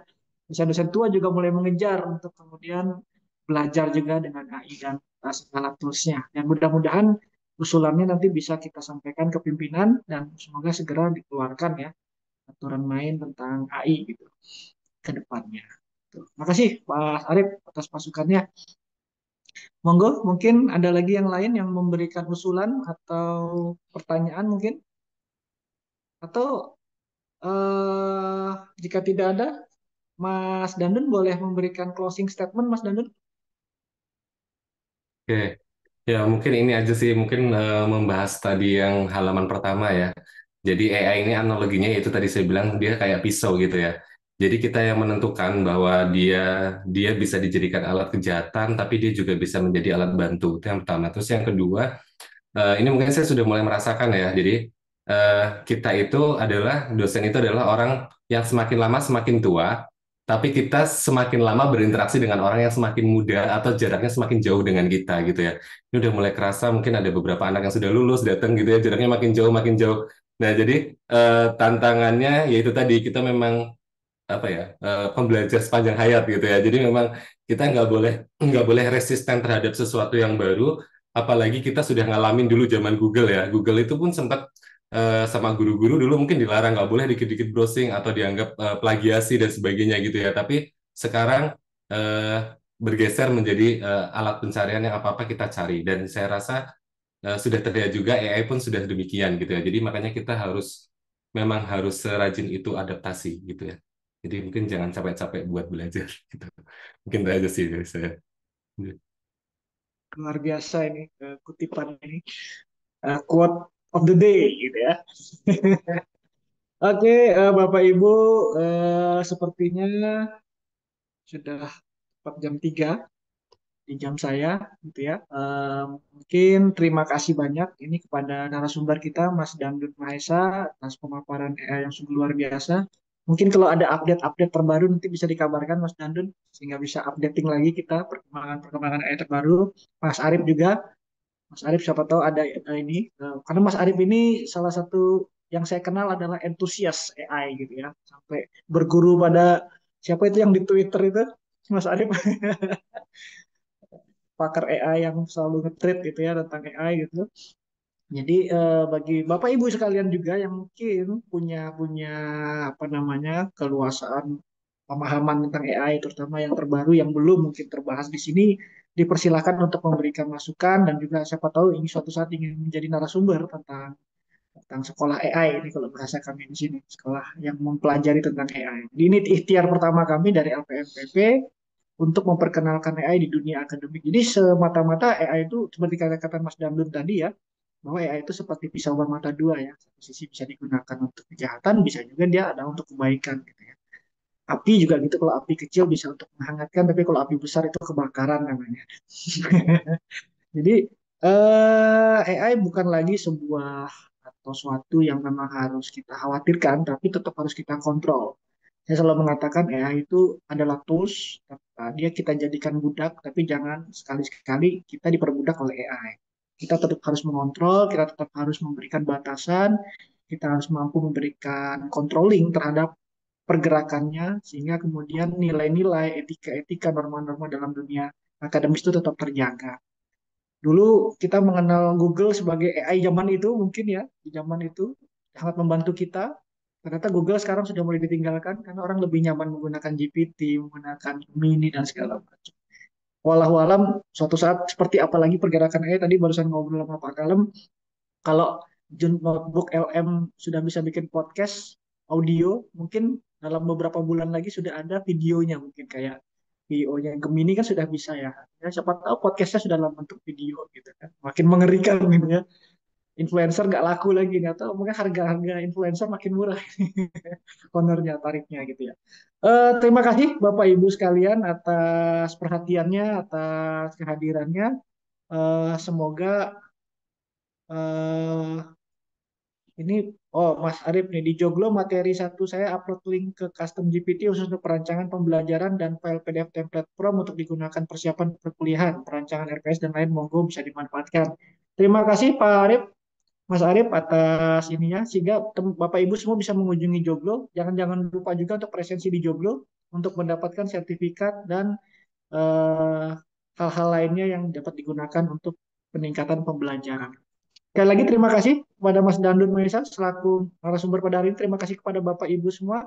Terima kasih juga kepada LPMPP, Pak Kalem, Pak Juni, Pak Seklem ya, Pak Wisnu atas fasilitasinya dan seluruh tim LPMPP, panitia dan semua di KTU, di Mas Heri, Mas Woro, Mbak Revi, Mbak Wita semuanya atas bantuannya, dan saya berharap acara ini terus berlangsung, maksudnya bisa berlanjut di kemudian hari untuk meningkatkan skill, kompetensi, dan kemampuan kita semua. Terima kasih sekali lagi kepada Bapak Ibu sekalian. Saya tutup acara pada sore hari ini. Wabillahi taufiq walhidayah. Assalamualaikum warahmatullahi wabarakatuh. Waalaikumsalam warahmatullahi wabarakatuh. Waalaikumsalam Waalaikumsalam warahmatullahi warahmatullahi Ya. wabarakatuh. Terima Kalau kasih Mas presensi Gun.